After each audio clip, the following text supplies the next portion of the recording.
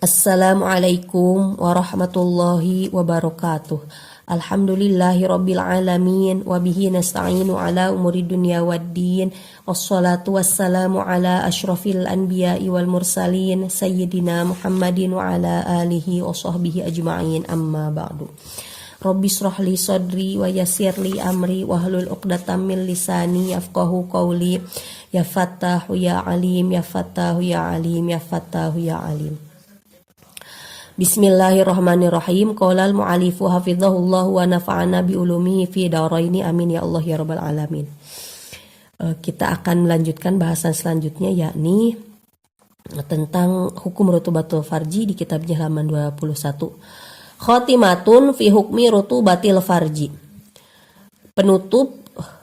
Ini penutupnya membahas hukum bebasahan farji. Mima yanzilu minal farji walaysa daman ma yusamma birutubatil farji. Wahya ma'un abyadu mutaraddidun bainal madhi wal araqi. Wa yutasa'alu anha hal hiya tahirun am najisatun.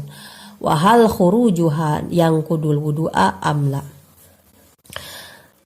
Dari sebagian darah yang keluar dari sebagian yang keluar dari farji wanita itu ada yang bukan darah. Jadi ada cairan yang keluar dari farji wanita tapi itu bukan darah, dan itu dinamakan dengan rutubatul farji atau bebasahan farji. Nah, apa rutubatul farji ini? Rutubatul farji adalah cairan berwarna putih yang tidak diketahui hukumnya antara madhi dan juga antara keringat. Jadi pokoknya si cairan ini warnanya putih, kalau gak putih bening. Dan ini mau nentuin hukumnya bingung, karena ini karakternya tengah-tengah istilahnya. Ini antara madhi dan juga antara keringat. Dan dipertanyakan dari masalah cairan rutubatul farji ini, apakah cairan ini suci atau najis?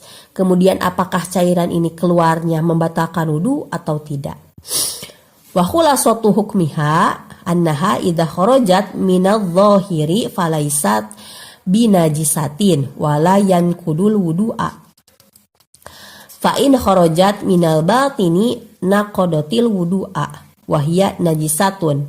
Wa in syukka fiha hal hiya minadh-dhahiri aw minal batini fala naqdo wala najasata.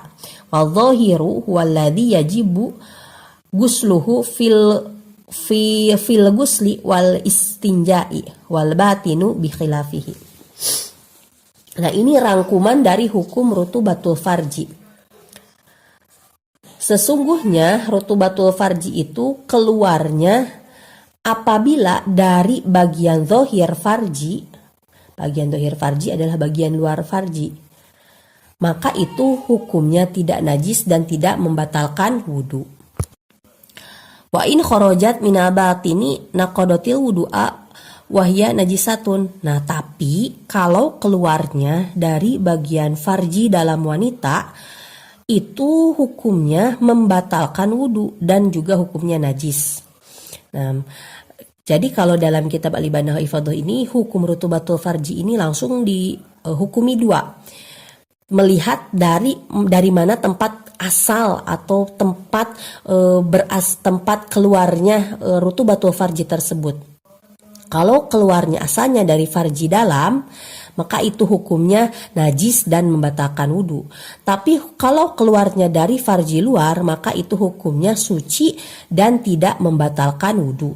Dan ini pendapat yang diambil oleh pengarang kitab Al-Ibanah wal Ifadah, yakni Habib Abdurrahman bin Abdul Qadir As-Saqaf, adalah pendapatnya Imam Romli. Nah, ini adalah pendapatnya Imam Romli. Kalau Imam Romli langsung memang membagi hukumnya menjadi dua. Nah, berbeda dengan pendapatnya Imam Ibnu Hajar. Kalau pendapatnya Imam Ibnu Hajar, rutubatul farji itu dibagi menjadi 3. Sebenarnya menjadi 2 dulu dibaginya, dari farji dalam dan dari farji luar. Nah, namun dari farji dalam ini dibagi dua lagi. Ada bagian farji dalam yang masih terjangkau oleh dzakar saat bersenggama, dan ada bagian farji dalam yang tidak terjangkau oleh dzakar saat bersenggama. Nah, rincian hukumnya kalau menurut Imam Ibnu Hajar, pertama, kalau rutubatul wajhi keluar dari farji luar itu hukumnya suci dan tidak membatalkan wudhu.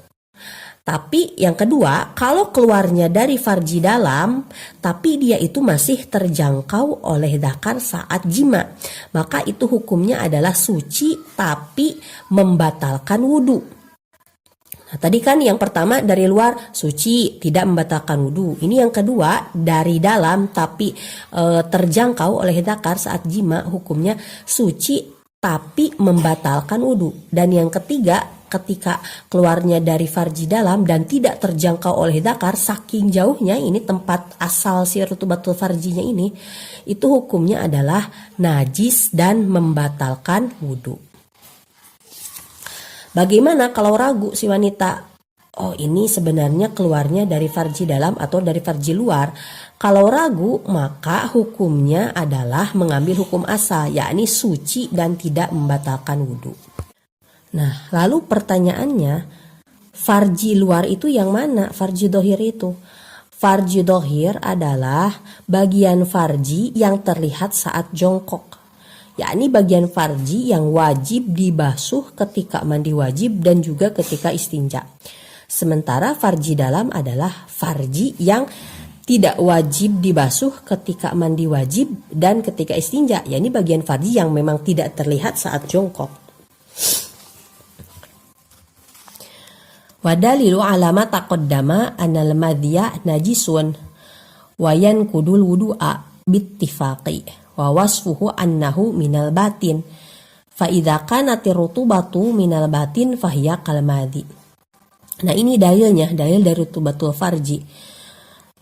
Sesungguhnya madi itu kan hukumnya najis dan membatalkan wudu secara ittifaq. Dan sifatnya dari madi ini, sesungguhnya madi itu kan keluarnya dari bagian dalam bagian dalam farji. Nah, maka apabila rutubatul farji ini keluarnya dari bagian dalam, berarti ini ciri-cirinya mirip dengan madhi, maka dikiaskan hukumnya dengan madhi. Maka fahiyya kal madhi, maka dia itu seperti madhi.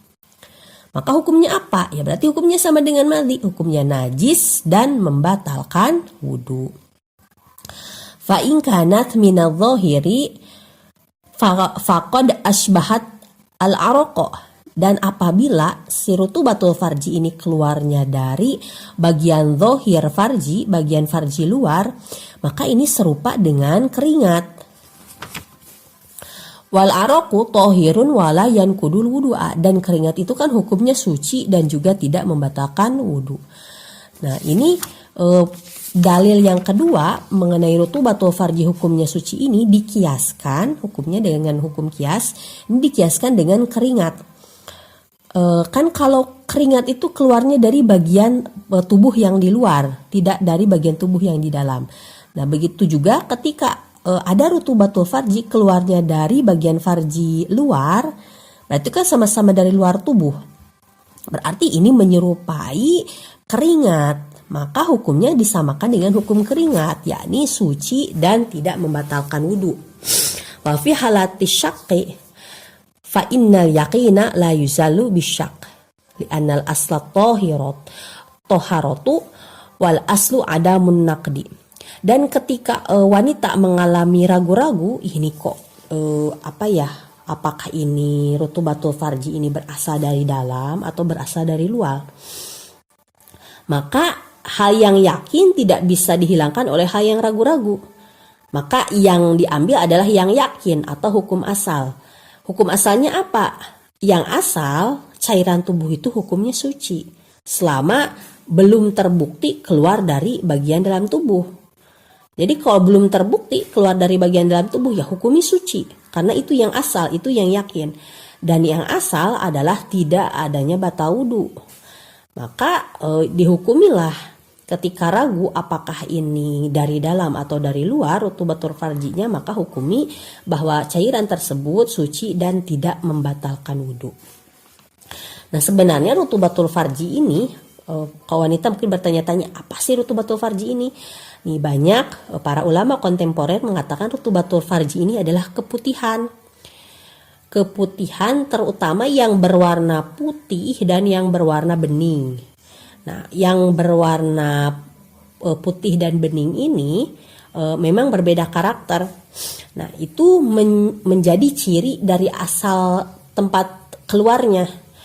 Kalau yang keluar dari farji dalam itu karakternya biasanya warnanya lebih kuat, berarti warnanya putih.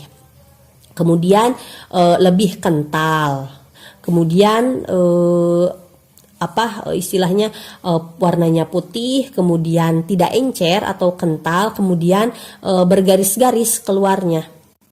Nah, kalau keputihannya seperti itu yakin berarti hukumnya adalah najis dan membatalkan wudhu. Jadi kalau mau sholat nemu keputihan yang seperti ini harus istinja dulu. Kalau kena celana dalam, ya celana dalamnya mesti diganti. Jangan dipakai kalau mau sholat, karena celana dalamnya kan bukan najis karena terkena oleh yang najis. Nanti sholatnya tidak sah kalau tetap dipakai. Makanya wanita kalau dalam perjalanan, apalagi yang sering mengalami keputihan, itu ada baiknya memakai panty liner atau memakai semacam kain di atasnya, di atas celana dalam. Nah, kalau zaman sekarang ada yang lebih praktis ya, panty liner semacam kayak softtek tapi bentuknya lebih kecil. Ini untuk keputihan memang. Beda dengan softtek itu untuk darah haid. Nah, kalau misalkan ada keputihannya, nanti tinggal dicopot. Jadi ketika setelah selesai istinja dicopot panty linernya, jadi kita memakai celana dalamnya yang suci. Jadi sholat kita itu tidak membawa najis. Tapi kalau nggak pakai panty liner, ya mau tidak mau harus dicopot dulu. Nanti baru setelah selesai sholatnya dipakai lagi kalau di perjalanan. Kalau di rumah kan gampang, tinggal ganti dengan celana dalam yang baru. Nah, kalau keputihannya karakternya bening, encer gitu, itu berarti menjadi pertanda bahwa keputihannya itu keluar dari farji bagian luar. Karena ciri bening dan encer ini serupa dengan keringat. Sehingga hukumnya adalah suci dan tidak membatalkan wudhu.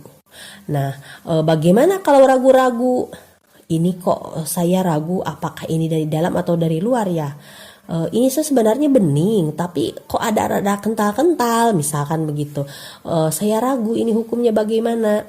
Nah, maka kalau ragu, maka dikembalikan ke hukum yang asal bahwa hukumnya adalah suci dan tidak membatalkan wudhu. Namun, ketika seseorang mengalami keraguan, mengalami syak, itu tetap disunahkan untuk berhati-hati atau ihtiyat. Nah, itu kalau misalkan memang ada suatu kebiasaan atau ada hal yang menjadi dasar kenapa dia bisa menjadi syak atau ragu. Seperti di sini, dia ragu karena memang ini cairannya kental, sementara yang kental itu asalnya dari dalam. Tapi dilihat karakter lainnya, ini seperti dari luar. Nah, ini ada dasar yang menjadikan dia ragu, maka disunatkan untuk ihtiyat atau berhati-hati. Ya, lebih baiknya tentunya sunnah wanita itu walaupun hukum, kalau ambil hukum asal itu kan suci dan tidak membatalkan wudhu, tapi disunahkan untuk ihtiyat. Jadi setiap akan sholat tetap istinja, kemudian diganti celana dalamnya untuk berhati-hati. Nah, bagaimana kalau ini was-was bukan syak? Nah, kalau was-was justru ihtiyatnya adalah tarkul ihtiyat. Begitu. Jadi kalau was-was memang jangan dituruti. Kalau dituruti nanti makin menjadi-jadi. Kalau was-was itu dibangunnya tanpa ada dasar. Ragu terus pokoknya. Nah, bagaimana dengan keputihan itu? Kan gak semuanya putih dan juga gak semuanya bening. Keputihan ini lebih umum. Keputihan itu ada yang warnanya kuning, ada yang warnanya keruh, bahkan ada yang warnanya hijau kalau yang sudah campur dengan bakteri. Jadi lebih umum, lebih bervariasi sebenarnya keputihan ini. Sementara rutubatul farji ini maun abyadu. Cuma cairannya itu warna putih dan bening. Berarti selain dari keruh, selain putih dan bening ini seperti keruh, kuning, begitu dan yang lainnya itu sebenarnya tidak masuk kategori rutubatul farji. Makanya para ulama kontemporer masih berselisih pendapat dalam memasukkan keputihan yang kuning dan keruh dalam kategori rutubatul farji karena tidak sesuai dengan definisinya. Nah, tapi walaupun misalkan tidak dimasukkan ke rutubatul farji pun hukumnya kalau misalkan dilihat dari warnanya kuning, keruh itu menjadi pertanda bahwa cairan tersebut berasal dari dalam. Kalau berasal dari dalam berarti hukumnya najis dan membatalkan wudhu. Cuma pembahasannya kalau mengenai keruh dan kuning ini akan dibahas nanti ada pembahasan sufroh dan kudroh. Pembahasan kuning dan keruh karena memang kuning dan keruh ini berbeda dengan rutubatul farji yang putih. Kalau rutubatul farji, nah putih dan bening ini sudah jelas itu hukumnya tidak akan dihukumi haid. Tapi kalau kuning dan keruh itu nanti hukumnya itilaf para ulama, tergantung si kuning dan keruhnya ini bersambung dengan darah haid atau tidak, keluarnya di masa adat haid atau tidak. Karena memang hukum kuning dan keruh ini, cairan kuning dan keruh itu terkadang bisa dihukumi haid dan terkadang tidak dihukumi haid. Nah, sehingga penjelasannya itu nanti panjang lebar, ada nanti di babnya. Sekian pembahasan untuk malam hari ini, semoga ada manfaatnya dan apabila ada kekurangan mohon untuk dikoreksi. Hadanallahu wa iyyakum ajmain, wabillahi taufik wal hidayah. Wassalamualaikum warahmatullahi wabarakatuh.